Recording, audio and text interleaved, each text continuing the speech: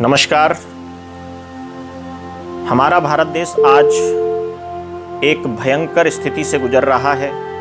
Corona की दूसरी chain ने भारतवासियों पर आक्रमण कर दिया है और अनेकों लोग बीमार होकर हॉस्पिटल की तरफ भाग रहे हैं। ऐसे में हम सबको कोरोना से तो अपना बचाव करना ही है, अपने परिवार को भी बचाना है।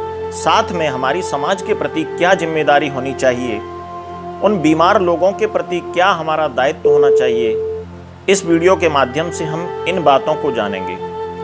संयोग से आज जैन धर्म के 24वें तीर्थंकर महावीर स्वामी जी का भी जन्म दिवस है। महावीर स्वामी जी ने अपने जीवन में 5 महाव्रतों का उल्लेख किया। वे 5 महाव्रत थे सत्य, अहिंसा, अस्तेय, अपरिग्रह और ब्रह्मचर्य। तो जीवन में इन 5 महाव्रतों का अगर हम अनुसरण करते हैं तो निश्चय ही कोरोना से लड़ने में हमारी मदद मिल सकती है। पहला है सत्य। हम जीवन में सत्य का अनुसरण करें, सत्य के पीछे अनुगमन करें। आज हम एक घटना का उल्लेख करते हैं कि एक हॉस्पिटल में, जो दिल्ली का हॉस्पिटल है, उसके भीतर कुछ मरीजों की मृत्यु हो गई, लेकिन उस हॉस्पिटल ने उसके परिजनों को सही सूचना नहीं दी और उन्होंने कहा कि वेंटिलेटर पर आपके मरीज शिफ्ट कर दिए गए हैं और तब तक आप बिल भर दीजिए। लोगों ने जल्दबाजी में बिल भर दिया और अगले दिन उनकी मृत्यु की सूचना उनके परिजनों को दी गई। जब वो 20-25 परिजन एक साथ इतने लोगों की मृत्यु का समाचार सुनते हैं तो उन पर क्या बीती होगी। यह संवेदनहीनता की पराकाष्ठा है। तो हमें सत्य के साथ चलना है और संवेदनशीलता के साथ चलना है। ऐसे परिवारों के साथ संवेदनशीलता का व्यवहार करना है। महावीर स्वामी जी ने दूसरा महाव्रत बताया अहिंसा। अहिंसा यानी दूसरे की हत्या न करना, दूसरे को प्रताड़ित न करना, मन, वाणी या कर्म से किसी को कष्ट न पहुंचे, वह अहिंसा है। आज हम देखते हैं कि संकट के इस समय हमारे अनेकों रिश्तेदारों को हमारी आवश्यकता होती है, लेकिन बीमारी ऐसी है कि रिश्तेदार ही रिश्तेदारों से दूरी बना लेते हैं। ऐसा नहीं करना है। हमें अपनी सुरक्षा का ध्यान रखते हुए उनकी हर संभव मदद करनी चाहिए, उनकी हर संभव सहायता करनी चाहिए।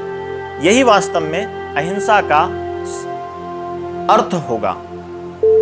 तीसरा महावीर स्वामी ने महाव्रत बताया अस्तेय और चौथा बताया अपरिग्रह। इन दोनों को साथ लेते हैं। अस्तेय का अर्थ होता है चोरी न करना और अपरिग्रह का अर्थ होता है संग्रह न करना, उसका स्टॉक न करना। आज हम देखते हैं कि अनेकों हॉस्पिटल, अनेकों मेडिकल स्टोर्स या फिर कुछ लोगों ने अपने यहाँ पर रेमडेसिविर, ऑक्सीजन इत्यादि के संग्रह कर लिए हैं, उनके स्टॉक कर लिए हैं और जिन मरीजों को उसकी आवश्यकता है उनको सही मूल्य पर नहीं मिल रहे, साथ ही समय पर नहीं मिल रहे। इसी कारण अनेकों लोग दम तोड़ रहे हैं। जो दवाई 10 से 20 रुपए की मिलती है वो आज 200 से 500 रुपए के बीच में ब्लैक में मिल रही है। यह अस्तेय और अपरिग्रह के बिल्कुल विपरीत है। महावीर स्वामी इसका खंडन करते हैं और कहते हैं कि हमें संग्रह नहीं करना चाहिए। मानव सेवा ही नारायण की सेवा है, मानव सेवा ही ईश्वर की सेवा है, ऐसा वे कहते हैं। वे कहते हैं कि आपदा में अवसर का गलत अर्थ मत निकालो। आपदा में अवसर का मतलब है सेवा। सेवा का मौका कभी नहीं मिलता। सेवा का मौका आपदा के समय ही वास्तविक मिलता है। इसलिए हमें अस्तेय और अपरिग्रह के सिद्धांतों पर चलना चाहिए। 5वां सिद्धांत उन्होंने बताया ब्रह्मचर्य। ब्रह्मचर्य का मतलब होता है ब्रह्म में चरण करना, यानी ब्रह्म में रमना, यानी ईश्वर में, सर्वत्र ईश्वर का ही दर्शन करना। इसका अर्थ होता है कि हम प्रत्येक प्राणी में भगवान का दर्शन करेंगे तो हम किसी के साथ भेदभाव नहीं करेंगे। हम सबको अपना मानकर उसकी सेवा करेंगे, उसकी सहायता करेंगे। आज सबसे ज्यादा सेवा की आवश्यकता गरीबों, मजदूरों और रोगियों को और रोगियों के रिश्तेदारों को है। तो गरीबों के लिए हम क्या व्यवस्था कर सकते हैं अपने स्तर से, हमें करनी चाहिए। मजदूरों के लिए हम क्या कर सकते हैं वह भी करना चाहिए। रोगियों को, उनके रिश्तेदारों को भोजन की आवश्यकता है तो उनमें ईश्वर का दर्शन करते हुए उनकी सेवा करें। तो ब्रह्मचर्य का एक अर्थ उनकी सेवा से भी है। महावीर स्वामी के 5 महाव्रत हमें आज कोरोना से लड़ने की शक्ति प्रदान कर सकते हैं। महावीर का वास्तविक अर्थ क्या होता है?